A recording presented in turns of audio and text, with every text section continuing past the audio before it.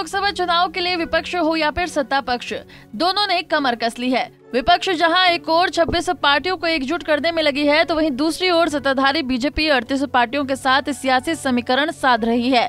बात करें यूपी की राजनीति की, तो पूर्वी उत्तर प्रदेश में सियासी समीकरण साध चुकी बीजेपी अब जाटलैंड यानी कि पश्चिम पर नजर गड़ाए हुए है। ओम प्रकाश राजभर और दारा सिंह चौहान को लाकर उनके लोकसभा चुनाव से पहले अपनी कमजोर कड़ियों को मजबूत करने की कोशिश की है, तो वहीं अब अगली कड़ी में किसान आंदोलन का गढ़ बने पश्चिम में सहयोगी की तलाश राष्ट्रीय लोकदल पर जाकर टिकती दिखती है।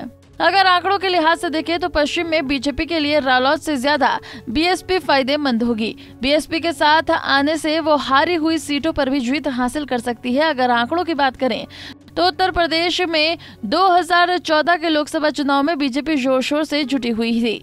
खास तौर से पूर्वांचल में कुर्मी वोट बैंक को साधने के लिए बीजेपी ने अपना दल के साथ गठबंधन कर लिया था, लेकिन उनकी परेशानी पश्चिम में जाट वोट बैंक की थी।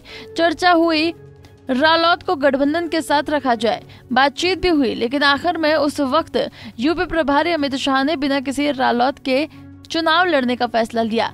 परिणाम क्या हुआ ये तो जग जाहिर है। उस चुनाव में 6 बार बागपत की सीट से सांसद रहे स्वर्गीय चौधरी अजीत सिंह अपनी सीट नहीं बचा पाए थे।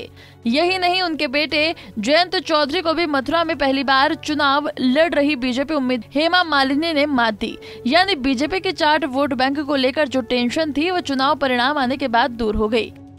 अब बारी थी 2019 के लोकसभा चुनाव की, जिसमें सपा और बसपा ने गठबंधन कर लिया। रालोद भी उनके साथ थी। चर्चा यही थी कि ये गठबंधन बीजेपी के लिए काफी नुकसानदायक साबित होगा, लेकिन जब परिणाम आए तो सारे कयास धरे के धरे रह गए। आरएलडी को इस गठबंधन में कुल 3 सीटें मिली थी, उसे तीनों सीटों पर मात मिली। दिव्यंगत अजीत कुमार को मुजफ्फरनगर सीट पर संजीव बालियान ने पराजित किया। बागपत सीट पर जयंत चौधरी को बीजेपी के सत्यपाल सिंह ने मात दी। मथुरा के लोकसभा सीट पर रालोद के कुंवर नरेंद्र सिंह को हेमा मालिनी ने हराया। अब 2022 के विधानसभा चुनाव की बात करते हैं, जहां सपा के गठबंधन में रालोद ने पश्चिम में कई सीटों पर अपने उम्मीदवार उतारे। पश्चिम में तकरीबन 136 सीट आती हैं। ये चुनाव इसलिए भी महत्वपूर्ण था क्योंकि किसान आंदोलन के बाद आमतौर से पश्चिम में जाट वोट बैंकों को लेकर बीजेपी के भीतर चिंता थी, लेकिन जब चुनाव परिणाम आए तो जीत बीजेपी के खाते में ही रही। गठबंधन के बावजूद रालोद को 8 सीटों पर जीत मिली। गठबंधन को 136 में से कुल 73 सीटों पर जीत हासिल हुई, जबकि बीजेपी को 136 में से 93 सीटों पर जीत हासिल हुई। भाजपा सूत्रों के माने तो जयंत चौधरी फिलहाल बीजेपी के साथ जाने से परहेज कर रहे हैं। हालांकि इसके पीछे तो चर्चा ये भी है कि जयंत लोकसभा के 5 सीटें बीजेपी से मांग रहे हैं।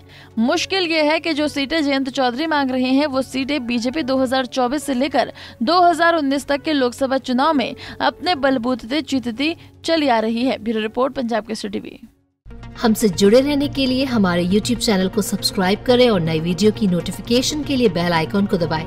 अगर आप ये वीडियो Facebook पर देख रहे हैं तो लाइक जरूर करें और ज्यादा से ज्यादा शेयर करें। धन्यवाद।